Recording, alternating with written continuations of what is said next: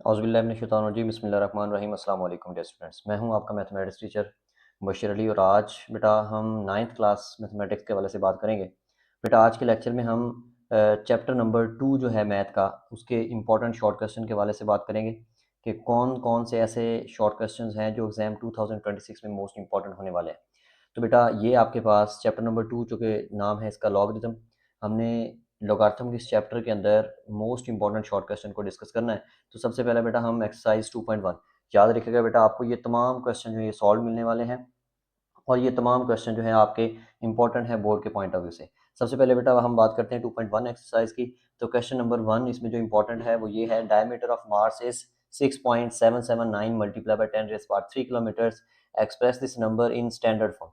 बेटा अब यहाँ पे हमारे पास दो तरह के नंबर्स होते हैं, एक आपके पास जैसे ये लिखा हुआ है 5 मल्टीप्लाई बाय 10 रेज़ पावर 2 और एक नंबर लिखा हुआ है 5 मल्टीप्लाई बाय 500।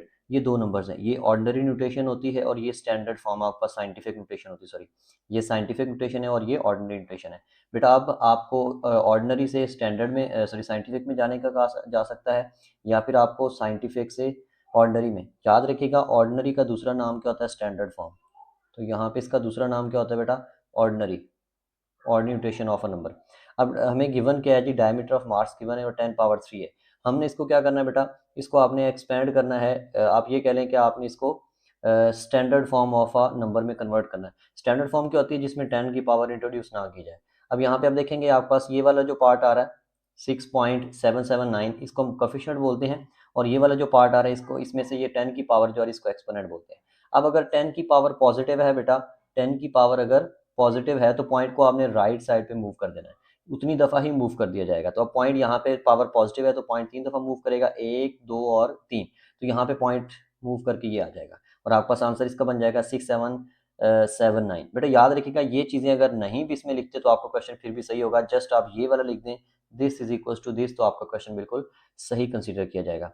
दोबारा सुन लें आप बेटा कि आपके पास जो ऑर्डिनरी फॉर्म होती है उसका दूसरा नाम स्टैंडर्ड फॉर्म होता है और एक आपका साइंटिफिक फॉर्म होती है। साइंटिफिक फॉर्म वो फॉर्म होती है जिसमें 10 की पावर आती है और साथ जो यहाँ पे कोएफिशिएंट लिखा होता है वो 1 और 10 के दरमियान में आता है और जो ऑर्डिनरी है वो सिंपल नंबर्स की फॉर्म में लिखा जाता है। आगे मूव करते हैं बेटा।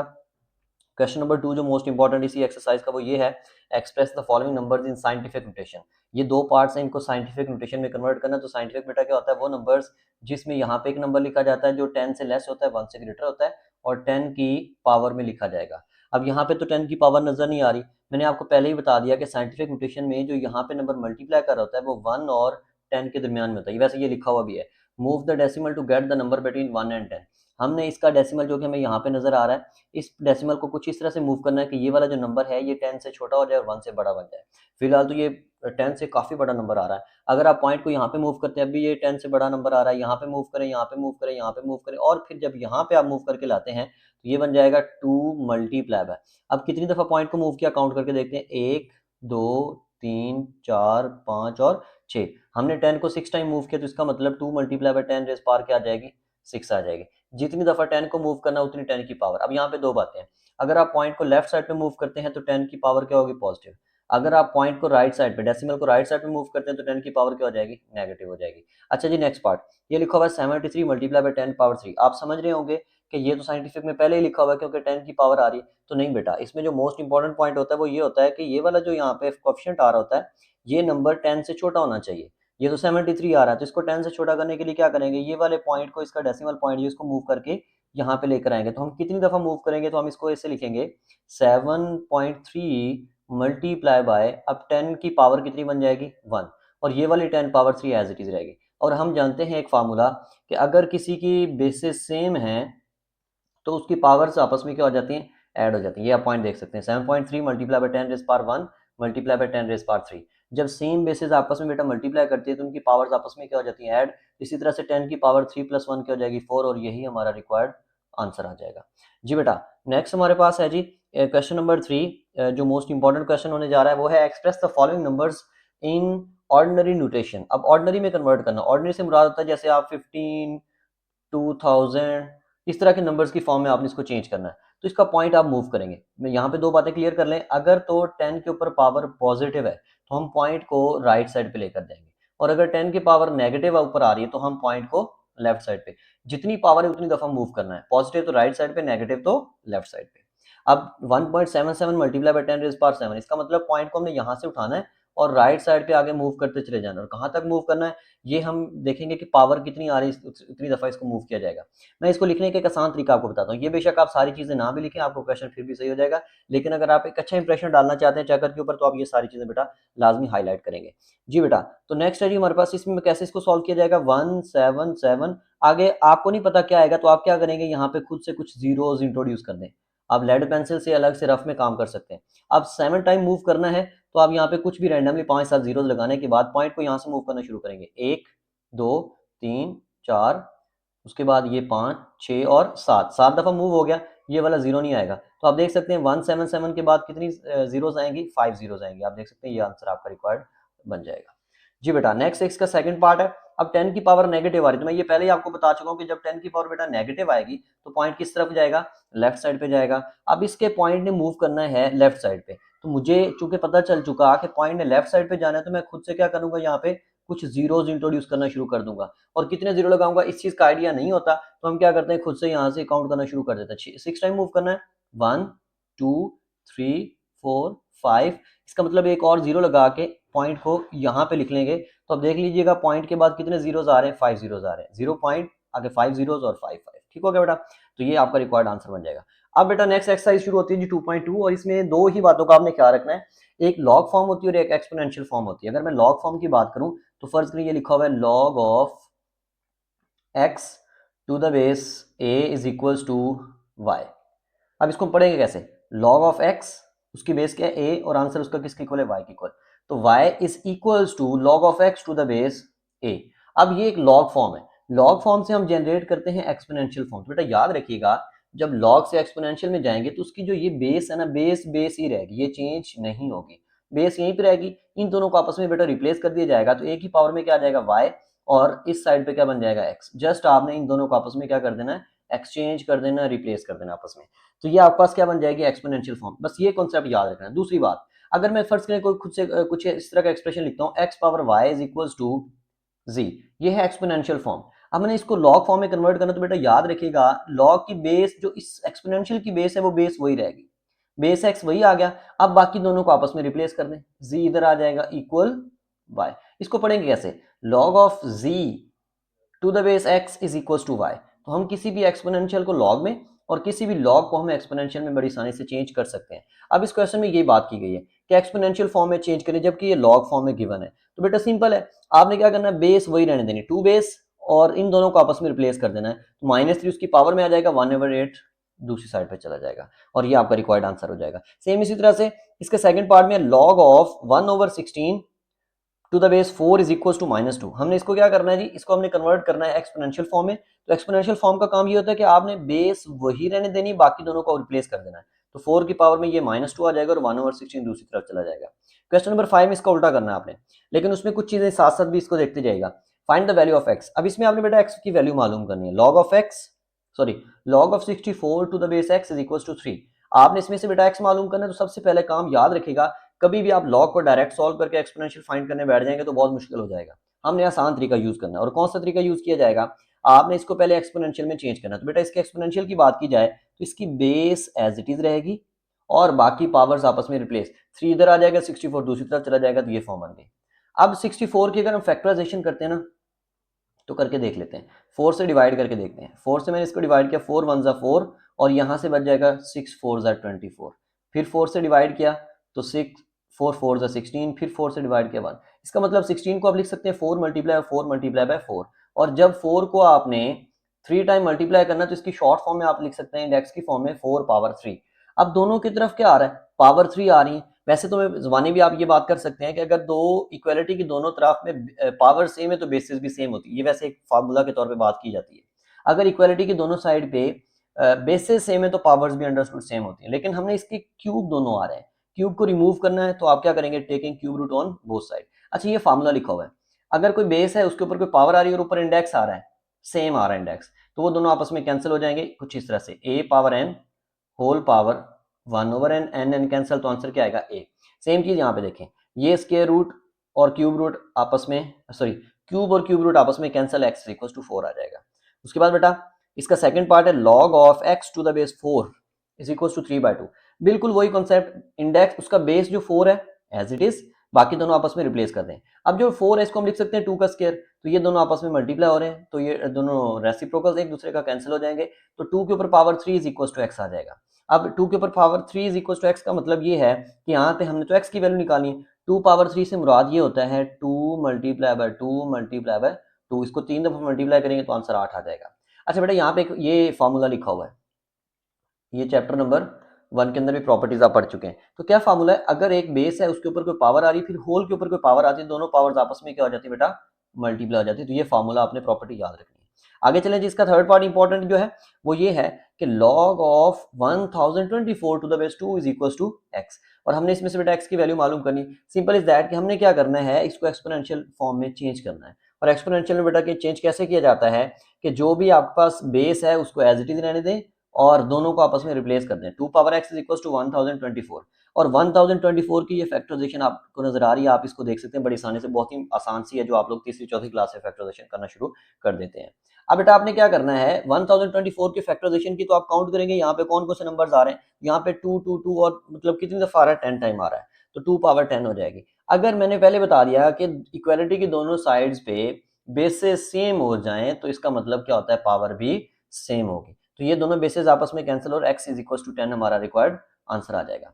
अच्छा जी, उसके बाद हमने आगे मूव करना 2.3 में, तो उसके लिए मैंने ये वैसे एक पॉइंट याद कर लीजिएगा, ये एमसीक्यू के लिए आ सकता है। एमसीक्यू के लिए क्या आ सकता है, एक स्विस मैथमेटिशियन और फिजिक्स जिसका नाम लिनॉर्ड आयलर है, उसने ई इंट्रोड्यूस किया था, और ई कहाँ पे यूज किया जाता है, नेचुरल लॉ की बेस में यूज किया जाता है। अब नेचुरल लॉ क्या होता है जी, उसको हम एल एन के साथ डिनोट करते हैं, नेचुरल लॉग ऑफ एक्स, और इसको आप ऐसे भी लिख सकते हैं log of x to the base e, वो लॉग जिसकी बेस ई है उसको नेचुरल लॉग बोलते हैं। तो ये किसने किया था बेटा, ई को इंट्रोड्यूस ये लिनॉर्ड ने किया था।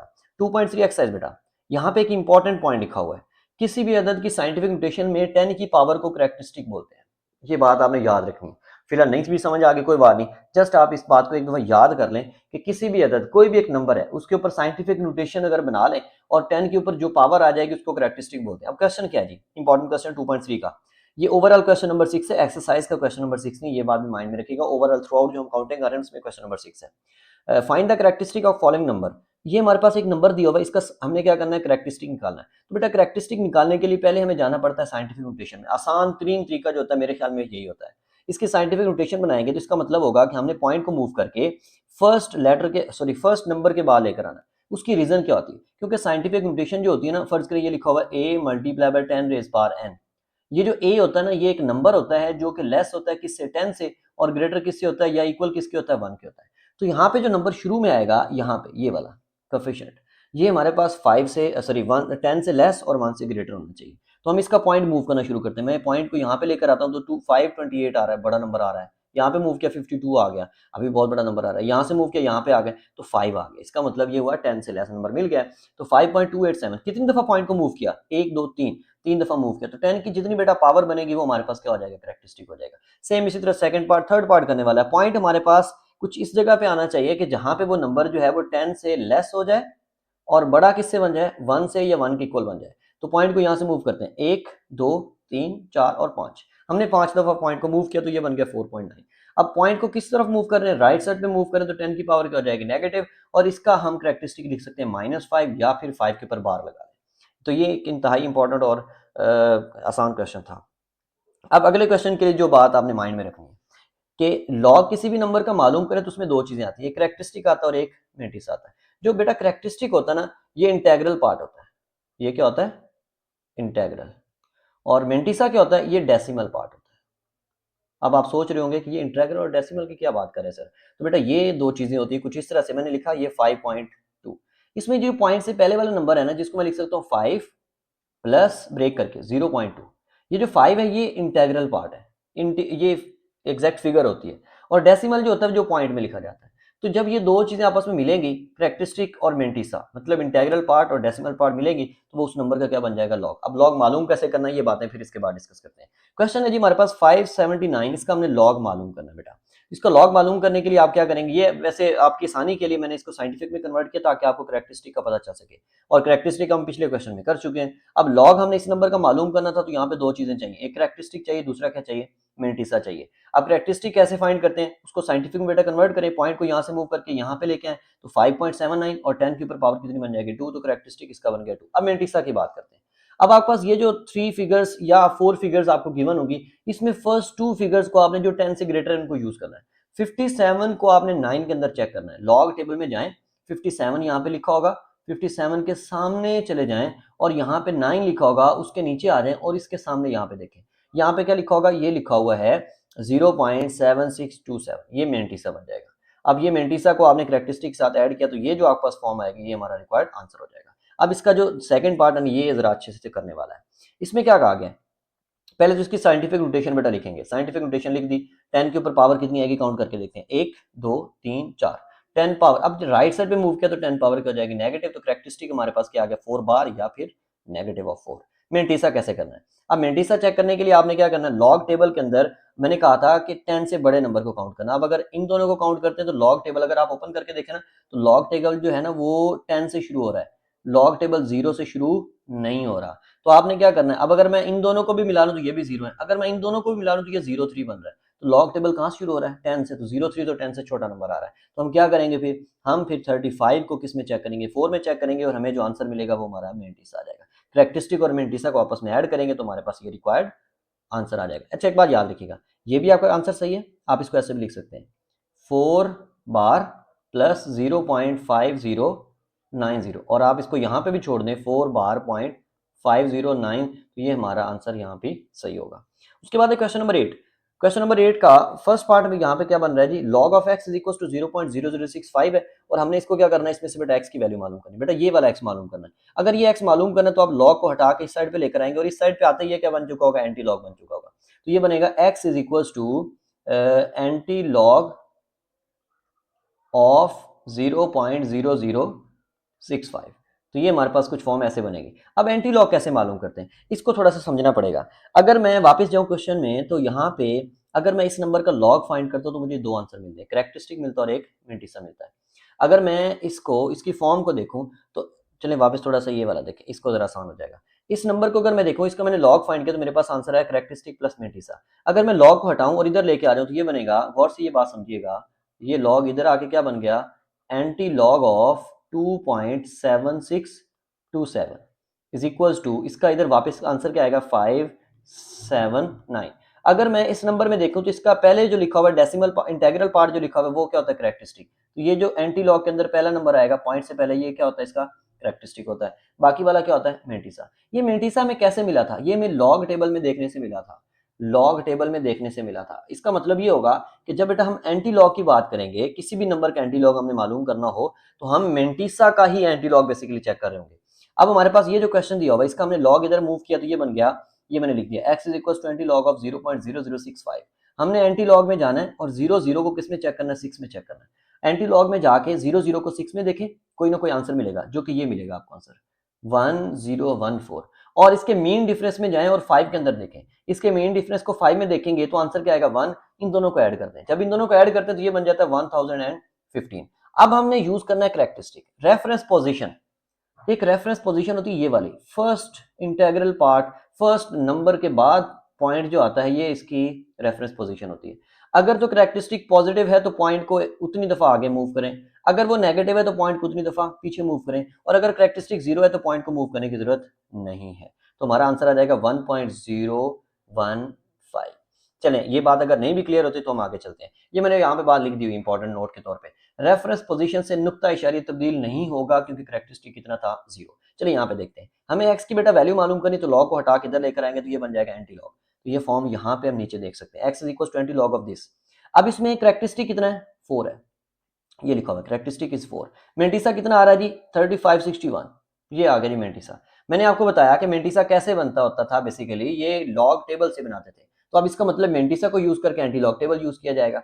35 को 6 में चेक करेंगे, 35 को 6 में देखें, उसका आंसर आएगा 2270, 2270। उसके बाद हम उसका मीन डिफरेंस 1 में चेक करेंगे, उसका मीन डिफरेंस को 1 में देखें तो आंसर आएगा 1, दोनों को ऐड करेंगे तो ये आंसर ये बन जाएगा। अब ये हमारा एक्चुअल आंसर आ चुका है। लेकिन अब बात करते हैं करेक्टरिस्टिक भी तो किसी काम की चीज है ना, तो इसका करेक्टरिस्टिक क्या था, 4 था, इसका मतलब रेफरेंस पोजीशन तो इसकी ये वाली है, तो यहां से पॉइंट को 4 दफा मूव करना। अब करेक्टरिस्टिक अगर पॉजिटिव है तो पॉइंट को हमने राइट साइड पे लेकर चले जाना है 4 दफा। यहां से मूव करते हैं जी, 1 2 3 और आगे 4, तो ये 0 इंट्रोड्यूस करना पड़ेगा क्योंकि चौथा नंबर वहां पे एग्जिस्ट नहीं कर रहा था। तीसरा पार्ट मोस्ट इंपॉर्टेंट और अच्छा खासा समझने वाला है, इसको बेटा अच्छे तरीके से देखिएगा। इसमें कहा गया log of x is equals to -2.0184। अब यहाँ पे ना करेक्टरिस्टिक डिफाइन करना पॉसिबल नहीं, क्योंकि करेक्टरिस्टिक जो होता है ना बेसिकली, वो यहाँ पे एक जो नंबर लिखा जाता है ना इस जगह पे, वो पॉजिटिव नंबर के तौर पे हम कंसीडर कर रहे होते हैं, उसके ऊपर बार लगा के उसकी वैल्यू को अलग करने के बाद वो नेगेटिव होता है, अदरवाइज वो पॉजिटिव कंसीडर होता है। हम इसको पॉजिटिव करने के लिए या इसकी बार के फॉर्म में लेकर आने के लिए हम क्या करते हैं, इस नंबर से बड़ा, याद रखिए कि जब भी करेक्टरिस्टिक के साथ नेगेटिव आ रहा होगा ना, तो इससे एक बड़ा नंबर लें, उसका प्लस माइनस दोनों उसमें लिख दें, एक बार प्लस एक बार माइनस। तो यहाँ पे 3 को प्लस और माइनस किया, माइनस वाला एज इट इज छोड़ दें, इन दोनों को आपस में सिंप्लीफाई कर दें कैलकुलेटर से। जब बेटा इन दोनों को आप सिंप्लीफाई करते हैं तो आपस ये वाला एक्सप्रेशन आ जाएगा, इसमें -3 को आप 3 का बार कहेंगे और ये आंसर, इन दोनों को आपस में ऐड कर दिया। अब हमारे पास करेक्टरिस्टिक कितना आ रहा है, 3 बार, और मेंटिसा आ रहा है जी 0.9816। अब मेंटिसा को आपने चेक करना है 98 को 1 में, लेकिन एंटी लॉग के टेबल में। ये बात यहाँ पे मैंने मेंशन की हुई है हर दफा, ये उर्दू में लिखने का मकसद आपको समझाना है, बोर्ड के पेपर में आप नहीं करके आएंगे, आप जस्ट इसको सॉल्व करके आएंगे।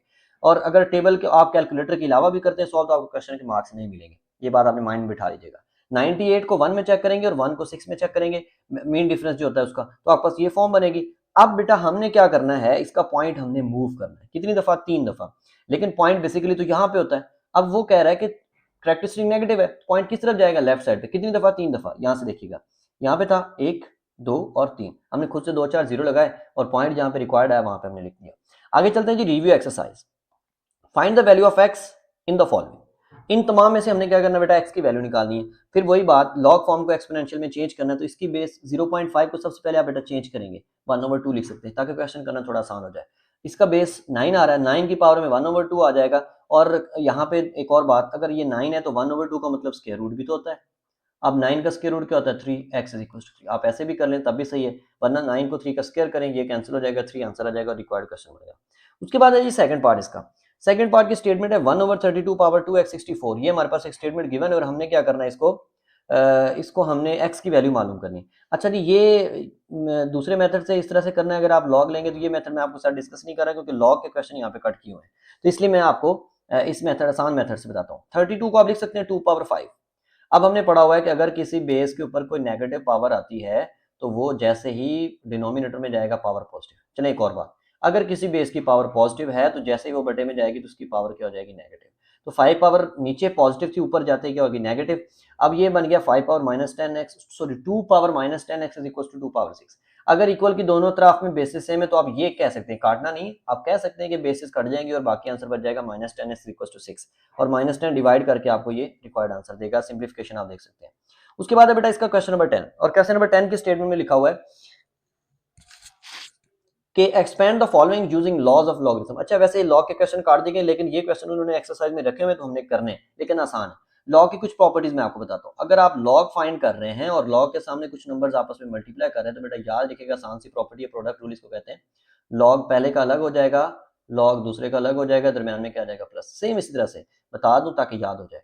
लॉग के सामने कुछ नंबर्स डिवाइड हो रहे हैं तो लॉग दोनों के साथ अलग अलग हो जाएगा, और दरमियान में साइन कौन सा आ जाएगा, माइनस का। डिवाइड है तो माइनस, और मल्टीप्लाई हो रहे हैं तो क्या हो जाएगा, प्लस हो जाएगा। और अगर एक और प्रॉपर्टी, लॉग के सामने कोई नंबर लिखा हुआ है और उसके ऊपर कोई पावर आ रही, इसकी बेस यहाँ पे नहीं है तो इसका मतलब बेस इसकी 10 है, तो वो पावर उसके शुरू में आ जाएगी। ये प्रॉपर्टी बेटा आपने याद रखनी है। अब लॉग के सामने 3 नंबर मल्टीप्लाई करें तो लॉग तीनों के साथ इंडिविजुअली सेपरेट हो जाएगा। अब लॉग के सामने एक नंबर है, ऊपर कोई पावर आ रही तो पावर उसके शुरू में आ जाएगी, तो ये आपने लॉग के साथ उसको सिंप्लीफाई कर दिया, एक्सपेंड कर दिया। अब ये 6th रूट इसका बन रहा है, बेस उसकी 3 है, तो हम सबसे पहला काम तो ये करेंगे, 6th रूट की बजाय हम उसकी पावर 1/6 बना देंगे। अब लॉग के सामने कोई नंबर हो, ऊपर कोई पावर आ रही तो पावर उसके शुरू में आ जाती है। अब बेस उसकी 3 रहेगी। लॉग के सामने एक नंबर m5 है और एक n पावर 3 है, तो मैंने आपको पहले बता दिया, लॉग के सामने कुछ मल्टीप्लाई करे तो लॉग अलग अलग, ये देखिए दोनों के साथ अलग अलग, दरमियान में प्लस। अब लॉग के सामने नंबर m आ रहा है, ऊपर कोई पावर आ रही है तो पावर उसके शुरू में आ जाएगी, पावर उसके ये वाली भी शुरू में आ जाएगी और फर्दर इसके सिंप्लीफिकेशन के बाद यही आपका रिक्वायर्ड आंसर आ जाएगा। और अगर इसमें भी कोई आपको फिर भी मसला बने तो आप लाजमी मेरे साथ डिस्कस करें, कमेंट सेक्शन आपके पास मौजूद है, आप वहाँ पे अपना कोई भी क्वेश्चन हो लाजमी पूछ सकते हैं। और अगर फिर भी आप वहाँ पे नहीं पूछना चाह रहे तो आपके पास व्हाट्सएप नंबर यहाँ पे मेंशन किया हुआ है, स्क्रीन के ऊपर आपको नजर आ रहा है 034077111239। तो बेटा आप यहाँ पे क्वेश्चन पूछ सकते हैं। इजाजत दीजिए, अल्लाह हाफिज।